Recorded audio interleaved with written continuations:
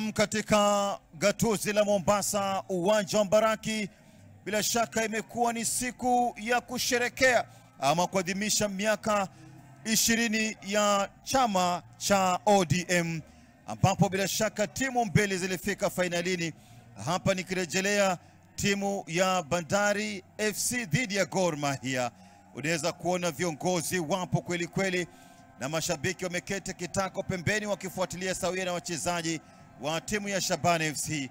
Hali ilivyokuwa mwanzoni, Gor Mahia na Bandari wakipiga guu mosi guu pili kuingia dimbani kwa ajili ya mapambano kuwania shilingi milioni 1 katika uwanja wa Mbaraki kuadhimisha miaka 20 tangu kuasisiwa kwa chama hiki cha ODM. Taji hilo hapo bila shaka ilikuwa ni uwanja wa mapambano, na muona gavana aliyopeana mikono eri njema sawa na gavana wa jimbo la Homa Bay Gladys Wanga, wakili msomi Otiende Amolo akiwepo, mwalimu Orero pamoja na wahusika wote katika taratibu za kuweza kuheshimisha siku ya leo. Mwamuzi wakati baada ya kupuliza kipenga kamuru pambano kwanza, ikawa ni vita vikuu vinashuhudiwa katika uwanja huu. Manake kwa vyovyote vile ilikuwa lazima mshindi apatikane. Alinyumbuka kadirizo wake Kelvin Omondi mara kwa mara dhidi ya mashambulizi kutoka kwake William Wadri. Upande wa pili tunamshuhudia Levis Opio akipambana kadirizo wake dhidi ya makombora kutoka kwake Lawrence Juma. Kazi aliyofanya Joshua Nyango na Ernest Wendo kwa ajili ya kuvamia kama mbogo ngome ya wana Bandari FC, ikizidi kuwajibika pakubwa pia vile vile dhidi ya Christopher Ocheng na Joshua Nyango achambali Fidel Origa. Makombora Tobwe unazungumzia pia vile vile taratibu za kuweza kutumia mipira ile mfu kwa maana free kicks, kwa namna jinsi walivyokuwa wakitenga mipira ile. Musa Sharif mfupi wa kimo lakini mwenye majukumu tele mbele ya lango, anakuwa katili siku zote dhidi ya walinzi, achia mbali mlinda mlango. Alitaka kumtoa nyonga tena kwa maksudi, akapigwa laza kwenda chini akisubiri huruma ya mwamuzi Musa Sharif, akijiondoa lawamani William Wadri. Football being a beautiful game, kila mmoja akiwa amekaza macho kwenye uwanja kwa ajili ya kuweza kupata burudani kamili.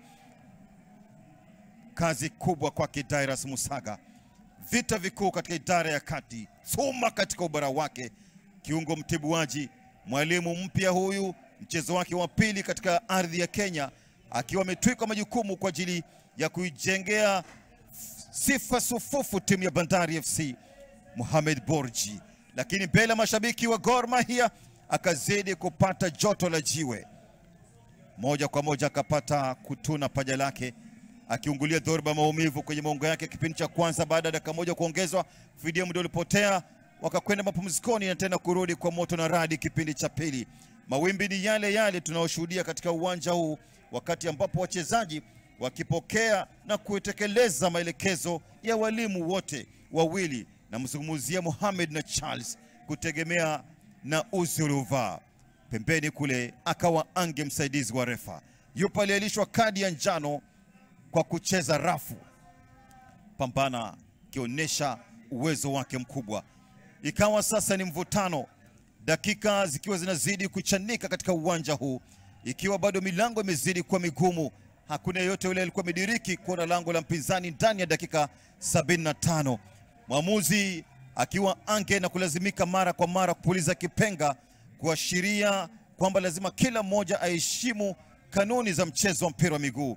Akaja kibabe zaidi pembeni kushoto, nguvu mpya, na pia vile vile upande wa pili tumshuhudia Alfred Emoni akijaribu kadrozo wake pia vile kwa ajili ya kuwai ule mpira kwa wakati, nguvu mpya pia kwa ajili ya kuweza kutekeleza majukumu yake.